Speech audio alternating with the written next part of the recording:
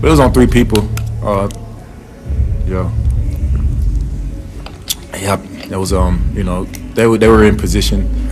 It was just a better catch by eye. So that's what Hopkins said. What does Swagoo say?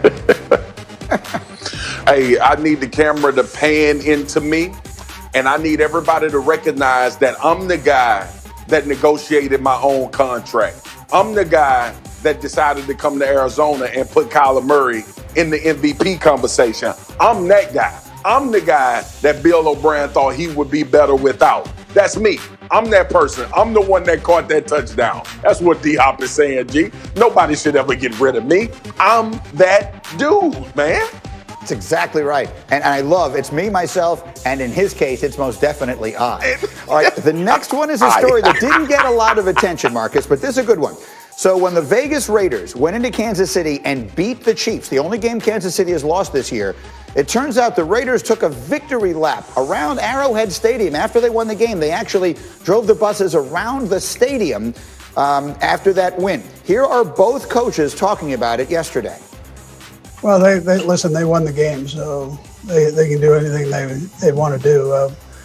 They end up winning the game. That's not our style, but we'll get ourselves back, ready to play, and that's where we're at. You can find a smart aleck bus driver in Kansas City who made some snide comments when we got on the bus. Maybe that's why we drove around the stadium, just to tick him off.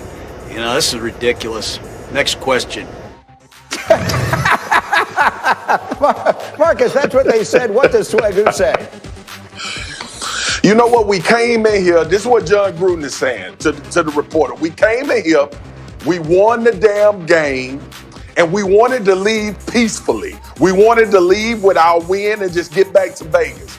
But the bottom line is when we got on the bus driver thought he played for the Kansas City Chiefs too. And he was hot. So, gee, we made him take a lap around the stadium to get that bad energy off before we got to the airport. That's all it was. It was just a cooling off period for everybody that think they play for the Kansas City Chiefs in Kansas City. I love it. By the way, the rivalry between Gruden and Reed goes back a really long way to when they were on the same staff in Green Bay. We'll have more to say about that later. Okay, it's one more. Ridiculous. Lamar Jackson and the Ravens. They were upset by the Patriots, and he was upset afterwards. This was Lamar. We ticked off. You know, don't nobody like losing. I know none of you guys will like losing, you know, especially when we know we got a lot of talent on our team. We just got to regroup. That's what Lamar says. What does Swagoo say?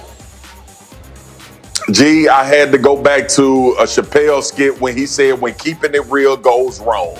Listen, this is the bottom line what Lamar Jackson saying. We supposed to be the bullies on the block. We the ones that talk about big trust and going downhill. And we can't do that right now, and we couldn't do it against the New England Patriots. The problem is that Lamar needs some more people around him. And last week he told us, everybody knows the plays, everybody know what the hell we doing. Lamar, keeping it real went wrong. The New England Patriots stole y'all playbook and ran the football down y'all throats, man. Yeah. I want to sit on that one a minute here and bring Jeff into it, because the two of you here on this program, we've had a lot of conversations, and it feels like about this team and about this offense, and it feels like it's kind of come to a little bit of a head here for them. Jeff Saturday, as you watch them play, what are the Ravens right now? Bad on offense. I mean, listen, you looked at, you started the whole segment with I made that catch. D-Hop makes this catch. Like, who is Lamar's I guy? He ain't got an I guy, right? He's got nobody. I mean, listen, the first play of the game, Greedy, his receiver, Brown, got pushed out of bounds by the freaking DB. Pushed out of bounds. How does that happen? I mean, talk about being physical. They took my guy and threw him out the club on the first play of the game. That's absolutely embarrassing.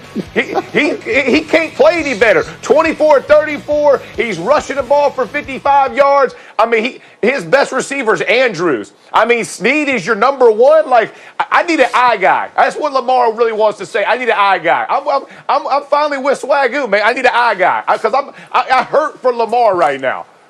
I want to do more on this team as we continue, because I think it really is interesting. But now let's talk about the team that beat them on Sunday night, the ones that threw them out of that club. Here was Cam Newton after that win Sunday night on still believing the Patriots are close.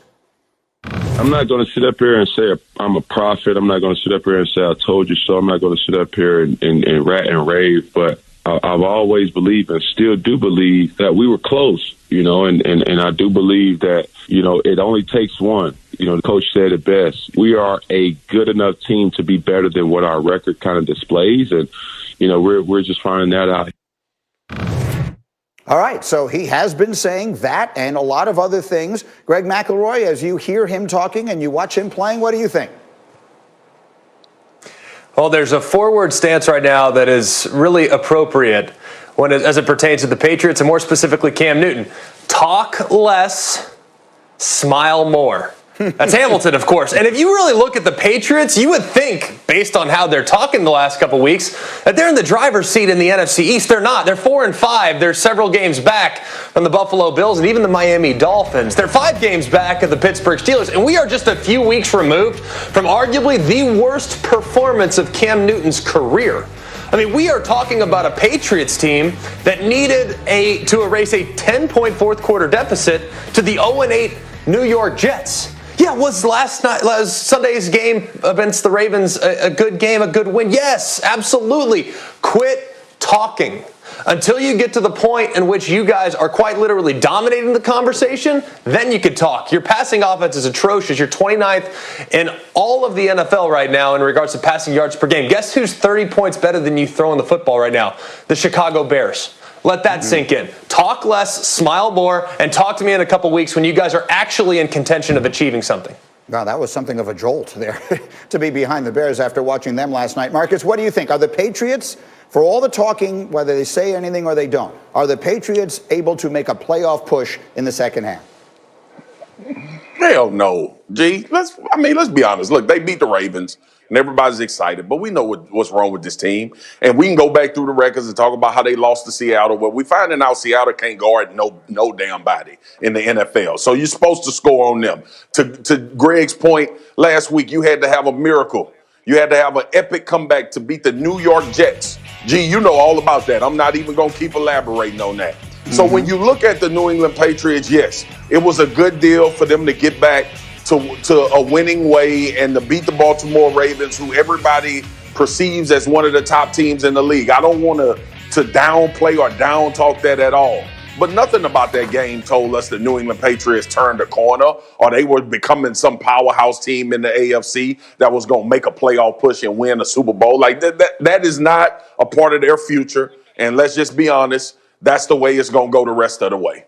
I'm looking at their schedule here for the rest of the season. It's sort of a mixed bag. It certainly isn't particularly easy, that's for sure. What are you hearing as far as they bounce back as you look at their next 4 games here? What are you hearing as far as around the league with that win Sunday night? Yeah, 4 of the next 5 are on the road. It's going to be tough. Look, I still think it's a thin roster, and I think the expectation is that it's probably going to be very difficult for them to get back into it with 2 good teams ahead of them in the AFC East. I have a little bit of an issue with Greg, though, because what's he supposed to say? Like, we give up. This was a mirage. We shouldn't have, Baltimore, we shouldn't have beat them. I mean, he's been accountable. Cam Newton has stood out there and said, I need to be better. I stink. And now he's enjoying